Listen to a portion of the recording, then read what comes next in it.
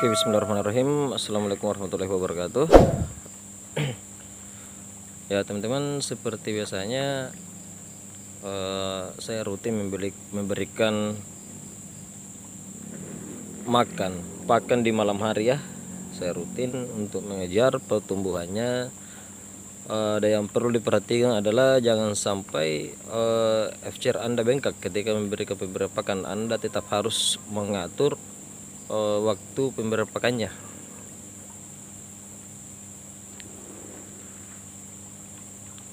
Jangan lupa memperhatikan biomasa ikan. Kadang-kadang ketika ikan sudah besar, dia memilih waktu-waktu tertentu untuk makan. Pagi-pagi kayak pagi dia kadang kurang nafsu makan, nanti siangnya baru bagus, sore bagus, nah saya genjot lagi malamnya. Tapi saya tetap menghitung biomasanya agar tidak bengkak di FCR. Contohnya ketika kita memberikan misalnya 4% di ukuran ikan sudah masuk konsumsi, itu biasanya menghabiskan sampai 6-7 kilo. Nah kadang-kadang kita mau memberikan 3-4% tapi tidak bisa habis karena ikan yang besar biasanya kadang memilih waktu untuk makan. Artinya kadang-kadang kalau pagi nafsu makannya kurang, nanti malam baru bagus. Jadi saya atur waktunya teman-teman. Tetapi yang perlu diperhatikan adalah ketika di malam hari itu ini bukan untuk ditiru sebenarnya ya brother, karena jangan sampai Anda memakai sistem mixotrop. Itu sebenarnya tidak dianjurkan, sangat berbahaya. Syarat utamanya adalah air Anda dominan bacillus, dominan bakteri. Dan itu syarat kedua. Syarat utamanya adalah dengan aerasi yang kencang. Ya. Ini coba kita kasih pakan, dia ngumpulnya di tengah ini. Nah itu dia langsung merespon.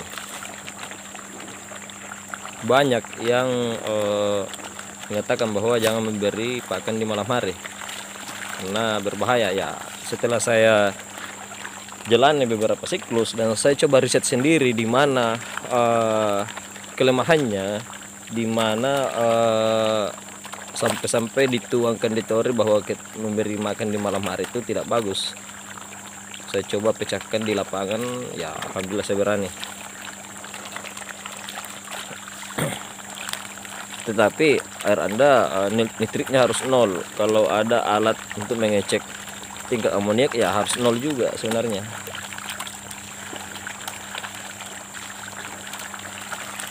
Dia langsung merespon ya.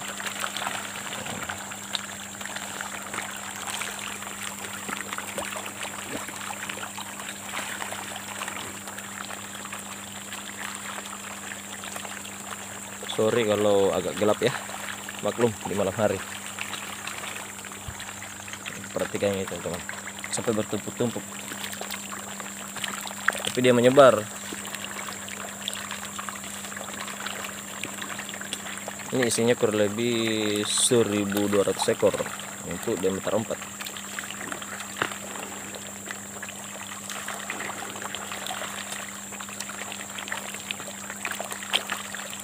Ingat ya, syarat utama memberi pakan di malam hari itu adalah aerasi yang kencang. Jangan coba-coba memberikan pakan di malam hari ketika aerasi Anda tidak kencang. Dan pengadukannya harus betul-betul maksimal. Karena biasanya kalau tidak memenuhi oksigen yang terlarut untuk kebutuhan ikan dan kebutuhan bakteri, maka ikan-ikan diberi makan saja sedikit di malam hari akan naik megap-megap.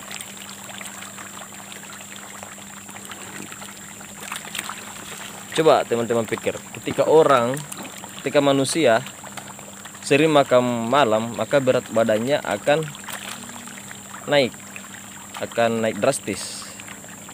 Nah itu yang saya coba praktekkan di ikan-ikan. dan alhamdulillah selama ini berhasil, dibandingkan saya hanya memberikan pakan di pagi dan sore hari. Apalagi ikan kecil ya teman-teman. Kalau ikan kecil teman-teman tidak usah timbang lah kalau menurut saya.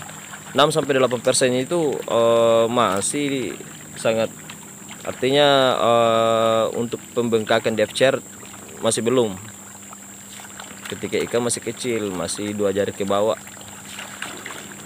Nanti setelah masuk di 3 jari, 4 jari, barulah kita boleh menimbang. Karena ikan yang bagus perkembangannya ikan yang digenjot dari awal. Kalau teman-teman terlambat menggenjotnya, maka pertumbuhan ketika akan masuk di konsumsi itu yang seharusnya kita harapkan ternyata lari dari prediksi kita.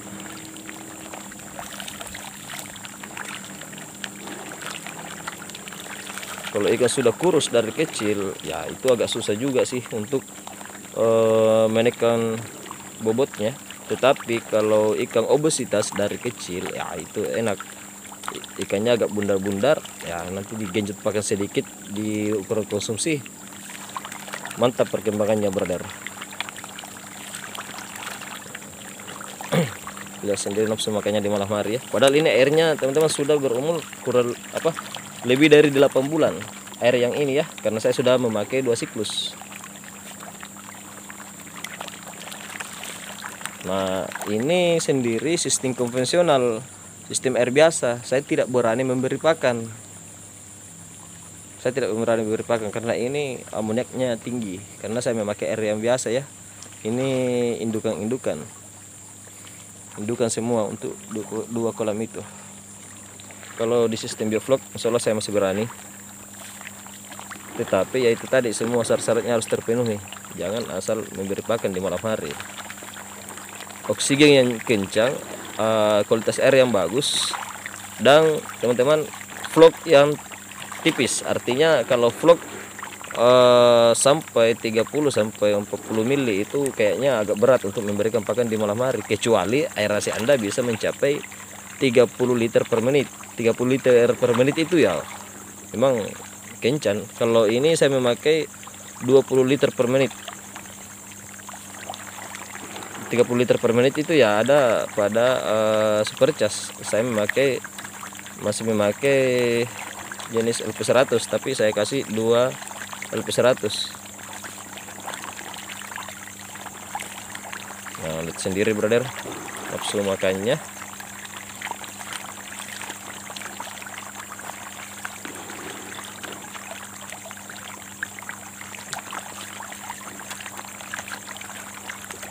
Besok paginya saya tidak memberi pakan. Nanti di tengah hari baru saya beri pakan. Begitu cara manajemen pakan saya.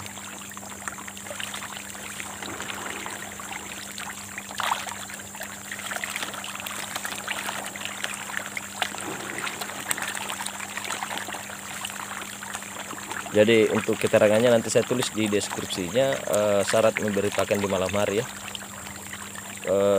Untuk ketebalan vlog saya sendiri itu berada di angka 30 ml maksimal ya. Saya mainkan di 25-30 ml.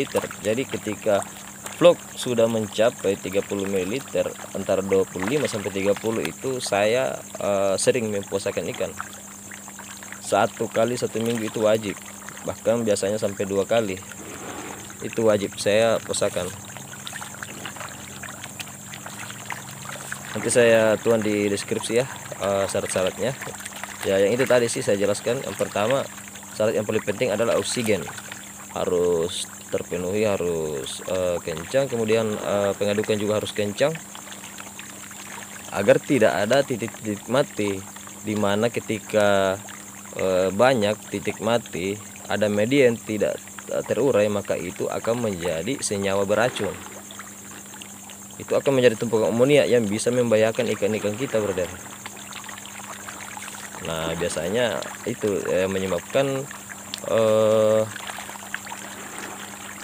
ikan-ikan kita pada makan sedikit sudah magap, sampai akhirnya timbul kematian.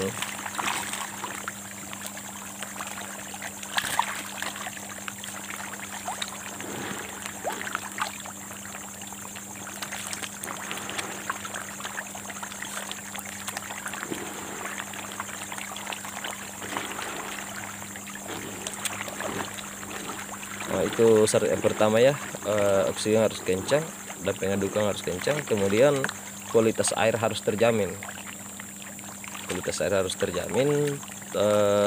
rendah amoniak dan rendah nitrit.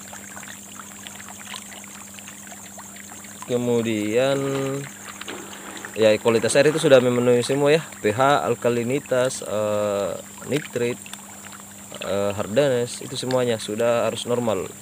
Itu termasuk kualitas air. Itu aja sih syaratnya sebenarnya.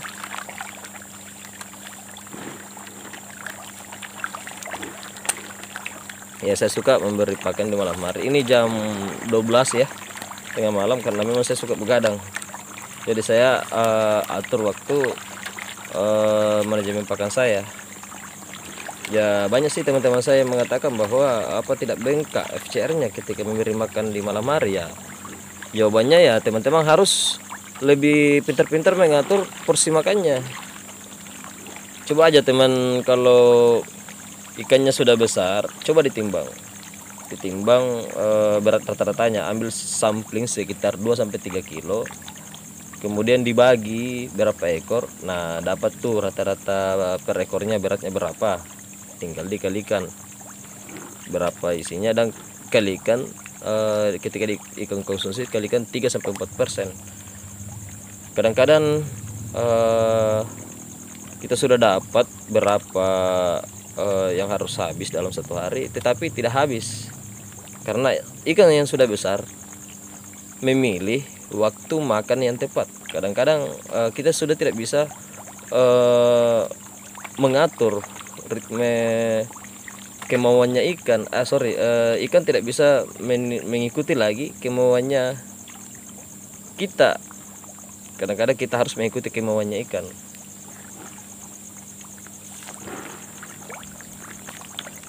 Ya ketika masih kecil sih genjot aja sih, 6-8% kalau menurut saya ketika masih kecil. Karena ikan yang kecil sih saya jarang nimbang, pokoknya saya gas-gas aja, sesempatnya saya beri pakan. Ketika sudah berbobot, ketika badannya sudah mulai bulat, obesitas yang saya istilahkan, ya itu bisa dikurangi. Sudah masuk di 3-4 jari, kita berhitung normal ya, tetap berpatokan di biomasanya 3-4%.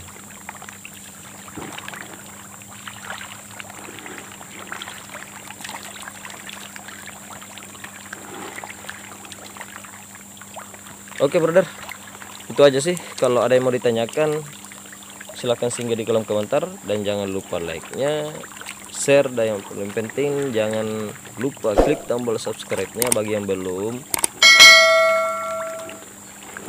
Sesempatnya saya akan menjawab setiap pertanyaan-pertanyaan di kolom komentar.